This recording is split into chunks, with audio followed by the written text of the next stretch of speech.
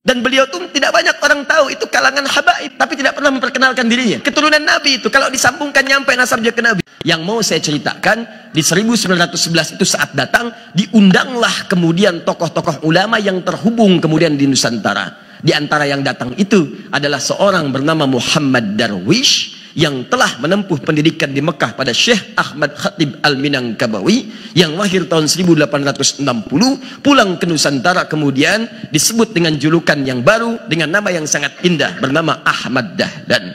Kiai Haji Ahmad Dahlan datang ke pertemuan itu, diskusi, dan beliau tuh tidak banyak orang tahu, itu kalangan habaib. Kiai Haji Ahmad Dahlan itu habib, tapi tidak pernah memperkenalkan dirinya. Ya habib, keturunan Nabi itu, kalau disambungkan nyampe nasabnya ke Nabi. Antum mau cek, kita cek Kiai Haji Ahmad Dahlan bin Kiai Haji Abu Bakar bin Kiai Ilyas bin Kiai Sulaiman bin Demang Jurang Juru Kapindo bin Demang Jurang Juru Sapisan bin Kiai Gerbak bin Maulana Ishaq. Siapa Maulana Ishaq itu? Anaknya Jamaluddin Al-Akbar Al-Husaini. Ya, siapa Jamaluddin Al-Akbar Al-Husaini? Tokoh besar, ulama besar, punya dua anak. Satu Maulana Ishaq, yang kedua namanya Syarif Abdullah. Syarif Abdullah menetapnya di Mesir. Saat beliau berhaji bertemu dengan Syarifah Mudaim. Siapa Syarifah Mudaim itu? Nama aslinya Rara Santang, lahir tahun 1426. Punya kakak namanya Abdullah Iman, nama aslinya Walang Sungsang, lahir tahun 1423. Adik bungsunya Raja Sengara, lahir tahun 1427. Siapa tiga orang ini? Anak dari Prabu Siliwangi, dikenal dengan Pamanah Rasa, disingkat jadi Menah Rasa. Punya kerajaan Pajajaran membentang dari Banten sampai ke perbatasan Jawa. Saat inspeksi daerah Karawang, menemukan seorang perempuan sedang baca Quran. Itu muridnya Syekh Hasanuddin. Syekh Hasanuddin alumni dari Mekah, dikenal dengan Ummul Qura, maka dikenal dengan Syekh Qura. Pulang ke Karawang mendirikan pesantren, sampai sekarang dikenal dengan pesantren Syekh Qura. Punya murid, di antara muridnya yang paling bagus seorang perempuan namanya Nyai Subang Larang, terpikat dinikahi bahkan masuk Islam, kemudian melahirkan tiga orang anak. Syarifah Mudaim dengan Abdullah Iman menunaikan ibadah haji, bertemu dengan Syarif Abdullah, menikah di situ. Kemudian kakaknya Abdullah Iman pulang menghadap kepada bapaknya, diberi daerah kemudian untuk berdakwah di Lemah Wungkuk. Di Lemah Wungkuk itu menyatu tiga etnis. Satu etnis lokal Nusantara, dua Arab, ketiga Cina. Perkumpulannya pada satu dalam bahasa lokal disebut dengan caruban. Kesukaan mereka juga bikin udang terasi dari udang rebon namanya. Ya, kemudian dikeringkan airnya. Air disebut dalam bahasa lokal dengan cai rebon, cai rebon, cai rebon. Kemudian menyatu menjadi Cirebon. Daerahnya Cirebon.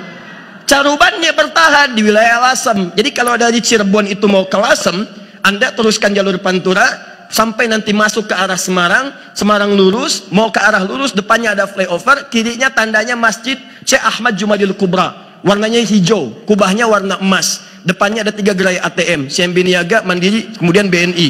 Lurus, sebelah kanan Doriahnya jembatan flyover, belok kiri, lurus terus tembus ke Demak, Demak tembus Kudus, Kudus tembus Pati, Pati tembus Rembang. Dari Rembang 10 menit lurus sebelum Masjid Agung, sebelah kiri ada wilayah namanya Caruban, Pantai Caruban.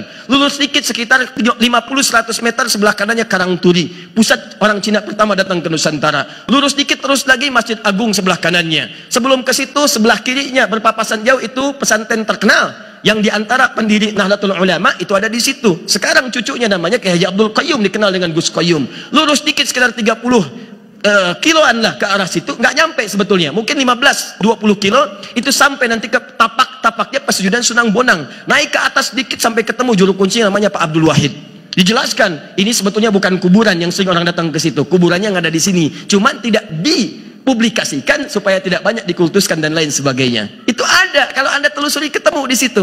Nah, kemudian Syarifah Mudaim ini menikah dengan Syarif Abdullah, melahirkan seorang anak namanya Syarif Hidayatullah.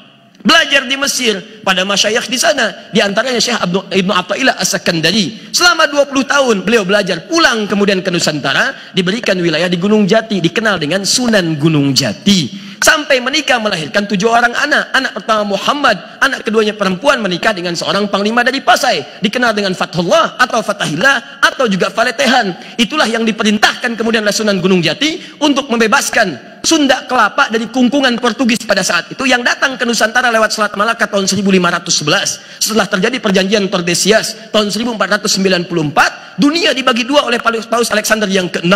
Ya, barat diserahkan pada Spanyol, timur diserahkan pada Portugis. Datang ke Nusantara lewat Selat Malaka tahun 1511, menguasai bagian Sunda Kelapa, diutus oleh Sunan Gunung Jati, bebaskan Sunda Kelapa. Maka bermohon kepada Allah, mereka sholat, mereka wudhu, mereka berjihad. Jihad itu membela keutamaan negara pada saat itu, membela keutamaan bangsa masyarakat dengan atas niat karena Allah Subhanahu wa taala. Maka berangkat, ditaklukkanlah Portugis pada saat itu. Saat ditaklukkan, mereka bersyukur kepada Allah. Mereka tahu ini bukan cuma ikhtiar, karena kalau senjata lawan senjata nggak mungkin, sana lebih canggih, lebih hebat. Ini senjata sederhana. Wa ma ramaita idz ramaita walakinnallaha rama. Allah yang bantu. Maka mereka kemudian teringat dengan ayat Al-Quran, ini fathun, pembukaan dari Allah, bukan sekedar berjuang. Maka disebutkanlah kemudian nama kota itu dengan nama pertama di surah ke-48 ayat yang pertama, inna fatahna laka fatham mubina. Maka diganti nama Sunda Kelapa menjadi Fatham Mubina. Dalam bahasa lokal disebut dengan Jayakarta, disingkat dengan Jakarta. Peristiwa itu terjadi pada tanggal 10 Ramadan, hari Jumat tahun 933 Hijrah, bertepatan teman-teman dengan 22 Juni tahun 1527. Sampai sekarang ulang tahun Jakarta miladnya 22 Juni. Sampai sekarang. Apa hubungan dengan Kiai Ahmad Dahlan?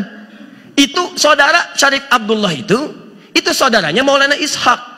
Maulana Ishaq tadi dari Jamaluddin Al-Akbar Al-Husaini, keturunan dari Ali Zainal Al-Kabir. Zainal Al-Kabir keturunan dari Ali Zainal Abidin, keturunan dari Al-Husain radhiyallahu taala anhu, adiknya Al-Hasan radhiyallahu taala anhu. Dua-duanya anaknya Sayyidina Ali bin Abi Thalib radhiyallahu taala anhu, suaminya Fatimah Az-Zahra radhiyallahu taala anha, binti Muhammadin Rasulullah sallallahu alaihi wasallam. Bin Abdullah, bin Abdul Muttalib, bin Hashim, bin Abdul Manaf, bin Qusay, bin Murrah, bin Kilab, bin Ka'ab, bin Ghalib, bin Fihir, bin Malik, bin Nadar, bin Kinana, bin Khuzaibah, bin Mudrikah, bin Ilyas, bin Nizar, bin Mudar, bin Ma'ad, bin Adnan, bin Addi, bin Adri, bin Muqawwam, bin Nahur, bin Tarikh, bin Ya'rub, bin Yasjub, bin Nabit, bin Ismail alaihissalam, bin Ibrahim alaihissalam, bin Azar atau bin Nahur, bin Abir, bin Kinan, bin Arfakhshad, bin Sam, bin Nuh alaihissalam, bin Mihlail, Matushala, bin Kinan, bin Anwas, bin Tif, bin Adam alaihissalam.